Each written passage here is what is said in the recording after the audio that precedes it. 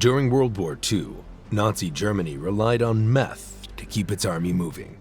Sold under the name Pervitin, the drug was given to millions of soldiers to erase fear and hunger, and allowed days of fighting without any sleep. But this same pill caused addiction, mental collapse, and extreme violence, revealing one of the most dangerous experiments in modern warfare.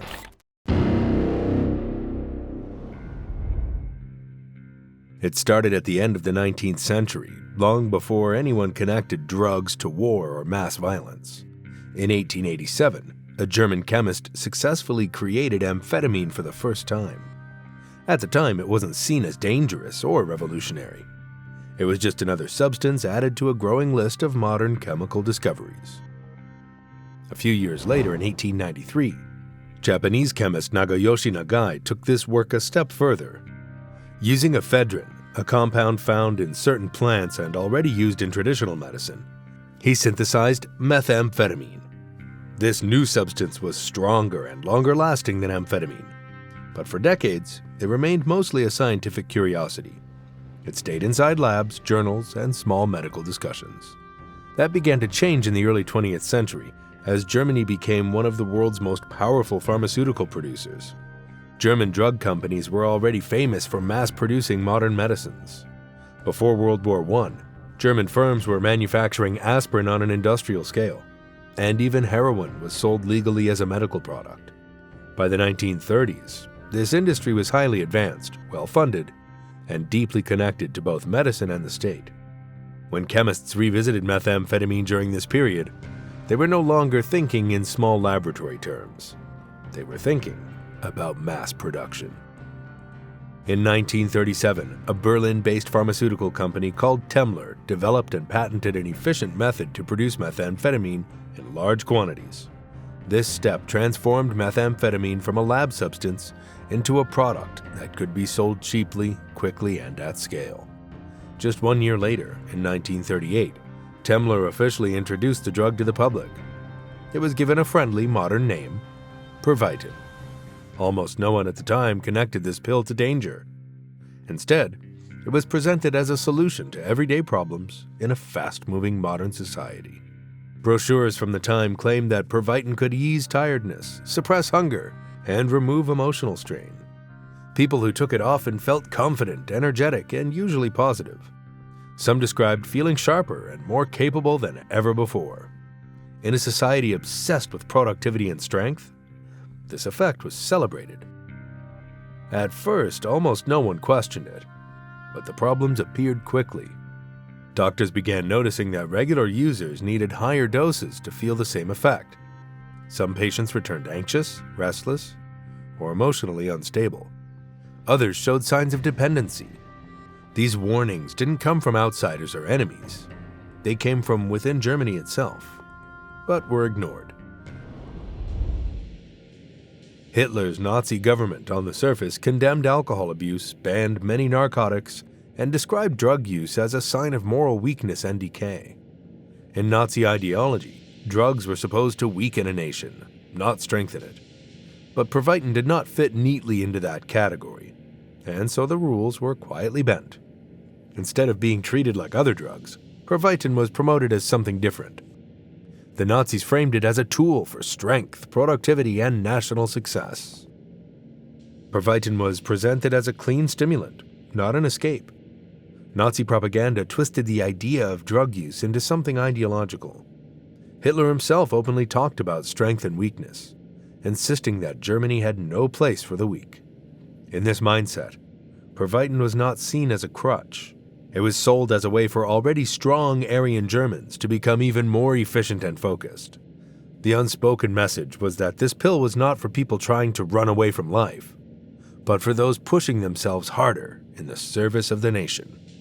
Even before the war began, Pervitin had already spread through civilian society. It wasn't hidden or rare.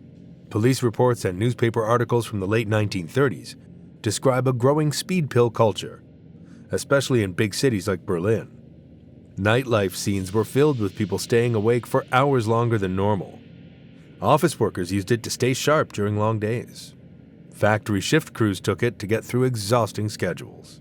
Housewives relied on it to manage cooking, cleaning, childcare, and errands without rest. The drug quietly became part of daily life. Doctors noticed the trend almost immediately.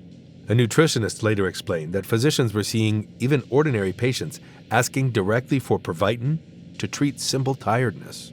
People were not asking for medical help anymore. They were asking for energy. Demand exploded so fast that Temmler had to massively increase production. By late 1940, the factory was pressing around 833,000 pills every single day. Students used Pervitin to pull all-night study sessions. The drug was legal, cheap, and easy to get. Chocolate candies contained it. Pills came in small containers that fit into pockets and purses. But beneath the surface, problems were already starting to show. The Reich Healthführer, Leo Conti, was among those who warned that Pervitin was far too risky to be treated like a harmless boost. He and other officials pushed for tighter control. In December 1939, the government finally acted. Pervitin was made prescription only. On paper, this was supposed to limit abuse. Soldiers were instructed to receive only small amounts at a time. Civilians were meant to rely on doctors instead of self-dosing. Despite the warnings, Hitler's military leadership was watching Pervitin with a very different mindset. To them, the drug didn't represent danger. It represented opportunity. The German army, the Wehrmacht, was preparing for rapid expansion and non-stop movement. Generals were obsessed with speed, surprise, and endurance. A pill that removed fatigue sounded like a gift. The first military experiments with Pervitin began quietly in 1938 and 1939. Medical officers tested the drug on troops during the takeover of Czechoslovakia in the spring of 1938. The results were exactly what commanders wanted to see. Soldiers stayed awake longer, marched farther, and complained less. When Germany invaded Poland in September 1939, Pervitin was no longer just an experiment. It became part of real combat operations. Tank crews and infantry units were issued dozens of pills so they could move all day and night without rest. One man played a key role in pushing the drug deeper into the military. Dr. Otto Ranke was a physiologist who believed the future of warfare belonged to endurance. In 1938, he tested Pervitin on 90 university students to observe its effects. The students stayed awake for days, remained alert, and showed little fear or hesitation. To Ranke, this was proof that the drug could help create soldiers who ignored exhaustion. He believed it could change the outcome of the coming war. Ranke recorded his conclusions carefully. In his diary, he wrote that with Pervitin, a person could continue working for 36 to 50 hours without feeling noticeable fatigue.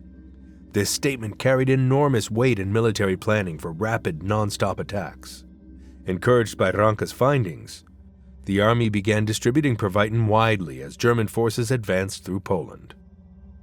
The drug quickly earned nicknames among soldiers. Some called the pills Stuka tablets.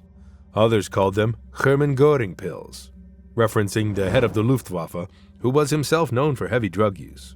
Pervitin was even mixed into food. Pilots chewed on Fliegerschokolade, a chocolate bar laced with meth before night missions. Tank crews received Panzerschokolade, while infantry units were issued Kampfchokolade.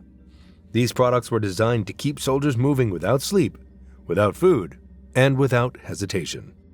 By October 1939, Poland had fallen. Around 100,000 Polish defenders were dead. Witnesses already began linking the ferocity and pace of the German advance to the widespread use of speed pills. Hitler did not slow down. Instead, he ordered a series of rapid invasions across Europe. Denmark and Norway were attacked first, followed closely by the Low Countries, and then France. These operations were planned to happen fast, one after another, with almost no pause in between. Speed was everything, and German generals were determined not to lose momentum. To make this possible, drug use was quietly encouraged at the highest levels. Commanders understood that normal human limits would slow the army down, so those limits were ignored. General Heinz Guderian, one of Germany's leading tank warfare experts, made this mindset very clear. He instructed his armored divisions to keep moving forward, even if that meant going without sleep. Rest was treated as a luxury. Stopping was seen as a failure. With Pervitin, this brutal pace suddenly seemed possible. The results were shocking. German tank columns rolled almost non-stop through enemy territory. In France, armored units covered roughly 240 miles in just 11 days. That kind of movement was unheard of at the time. Infantry units followed behind, marching forward day and night. One wartime report described soldiers pushing ahead almost mechanically, afraid to stop because stopping meant falling behind. The speed of these attacks stunned Germany's enemies. Allied leaders struggled to understand what they were seeing. British Prime Minister Winston Churchill later wrote that he was dumbfounded by the German assault. He described it as an irresistible incursion of armored vehicles, moving so quickly that it felt unreal. He had never seen an army advance like that. Part of what shocked him most was the fact that German panzer crews seemed to barely stop at all. These were men operating tanks for days on end, often running on little or no sleep. Churchill and other Allied observers openly admitted that the pace was overwhelming. Even Axis magazine celebrated it, boasting that German troops were powered by a modern wonder drug. Inside Germany, this was framed as proof of superiority. Outside Germany, it felt like facing an enemy that didn't get tired. The fear this created was real and immediate. For many soldiers, the first effects of the drug felt almost magical. They experienced short bursts of euphoria. Hunger faded into the background. Pain felt distant. Fear was easier to ignore. Orders were followed without hesitation. Photographs from the campaign show the physical reality behind the propaganda.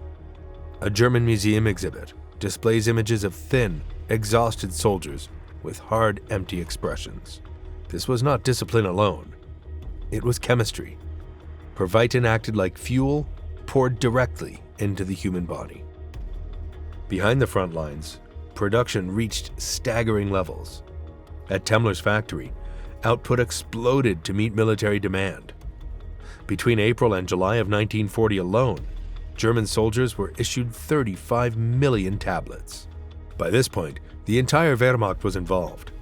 Infantry units used it, the Luftwaffe used it, the Navy used it. Speed was no longer an exception. It was standard operating procedure. But the same things that made Pervitin look like a miracle at first were the exact reasons it began to destroy the people using it. After the early victories and fast advances, soldiers were no longer just tired. Many of them were breaking down completely. The physical side effects were severe and immediate. Soldiers who relied heavily on Pervitin began to suffer serious heart problems. During the 1940 campaign in France, there were multiple reports of officers collapsing in the field. One lieutenant colonel who had been taking 4 pills a day complained of intense heart pain. His condition worsened quickly. In another case, a tank division commander took just 1 pill early in the morning and suffered a heart attack before noon. Other soldiers collapsed while off duty. Some never woke up after the drug wore off. A number of deaths were officially listed as heart failure following extended Pervitin use. The mental damage was even more widespread and harder to control. Pervitin allowed soldiers to stay awake for extreme lengths of time, but once they passed the 36-hour mark, the crash became unavoidable. A historian later described this phase bluntly.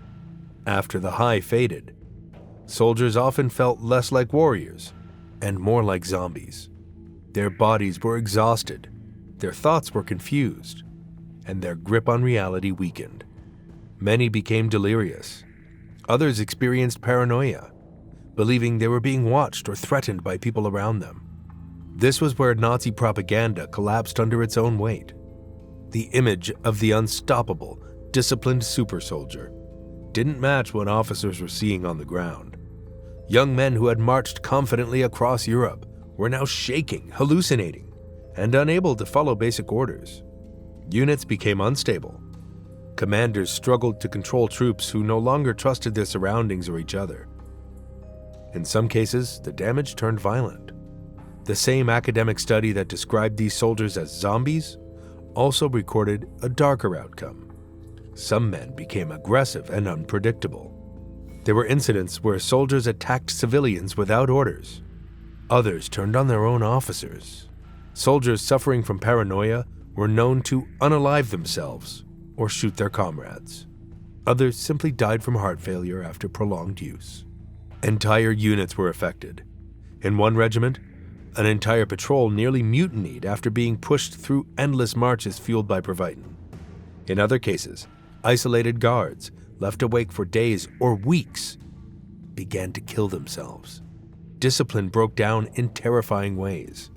Even Feldwebels, ordinary sergeants who enforced rules and routines, were sometimes shot by the very men they had disciplined once the drug wore off and reality came crashing back.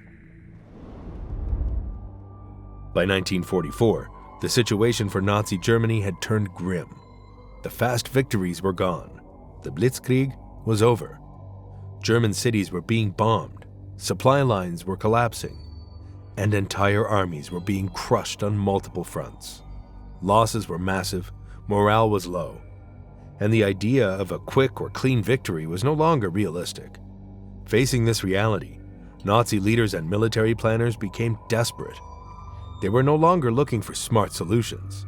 They were looking for anything that might delay defeat, even briefly. In this desperate atmosphere, German scientists returned to the same idea they'd leaned on before: drugs. But this time, they went further than ever. The result was a horrifying experience known as D9, a so-called super soldier pill. This was not just a stronger version of Pervitin. It was a dangerous mix designed to push the human body beyond any reasonable limit. The pill combined Pervitin with cocaine to increase stimulation and opiates to dull pain. The goal was simple and brutal: create soldiers who could march longer, feel no pain, and ignore exhaustion completely. D9 was never meant to improve life. It was meant to squeeze the last possible movement out of dying bodies. The drug was tested on concentration camp prisoners, not volunteers. These prisoners were forced to take 3 doses of the pill per day. Under its effects, they were made to march and run extreme distances, sometimes up to 90 miles in a single day. This was not training. It was torture disguised as research. At first, the effects seemed to confirm what Nazi planners wanted to believe. The prisoners showed bursts of manic energy. They could move far beyond normal physical limits. Pain felt distant. Fatigue disappeared temporarily. But this phase didn't last long. The crash that followed was devastating. Once the drug wore off, the body collapsed. The hangover was brutal, marked by extreme exhaustion, mental confusion, and physical breakdown. Many prisoners suffered severe damage or died as a result of these tests. The D9 project revealed just how far the Nazi regime had fallen. By this stage of the war, they were openly mixing hard drugs and human experimentation in an attempt to manufacture endurance. It was no longer about winning battles. It was about forcing movement from bodies that had nothing left to give. Weaponized exhaustion had become policy. While these experiments were happening, regular German troops were still being issued Pervitin across all fronts. But by now, the drug no longer gave the same advantage. On the Eastern Front in 1944, soldiers were fighting in brutal conditions. They dragged themselves through mud, snow, and destroyed villages. Even with pills, they were starving, freezing, and overwhelmed. Entire units were shattered by casualties, disease, and constant retreat. No amount of stimulation could replace missing fuel, destroyed tanks, or broken supply lines. The reality was unavoidable. Pervitin could keep a man awake, but it couldn't stop an army from collapsing. By early 1945, the illusion was completely gone. Even Joseph Goebbels admitted privately that the drug no longer worked the way it once had. The soldiers were exhausted in a way no pill could fix. With Germany's surrender in May 1945, the horrors of the Nazi drug experiment had become painfully obvious. Millions of doses of Pervitin had been swallowed, and whole units of men were left with shattered minds and bodies. The speed that helped seize Europe had given way to a brutal crash. Accounts from conquered territories later testified at Nuremberg that some German soldiers acted like demons. Some who never harmed others suddenly became vicious. After the war, stories came out. Concentration camp survivors who had been forced to work running on speed pills, old German veterans who still craved the drug in ruins, wrecked by what they'd done. The Allies soon banned Pervitin and similar drugs, but the legacy lived on. The Germans themselves called their meth Hermann Göring pills, or Blitz tablets. It was no joke. The Nazi regime had powered its blitzkrieg with methamphetamine, only to unleash terrifying consequences. In the end, Pervitin became a dark footnote in history's most tragic chapter. What started as a civilian stimulant ended in shocked revelations of addiction, breakdowns, suicide, and massacre. The victims were both German soldiers and innocent people caught in their path. The blood money of one more mile cost thousands of lives.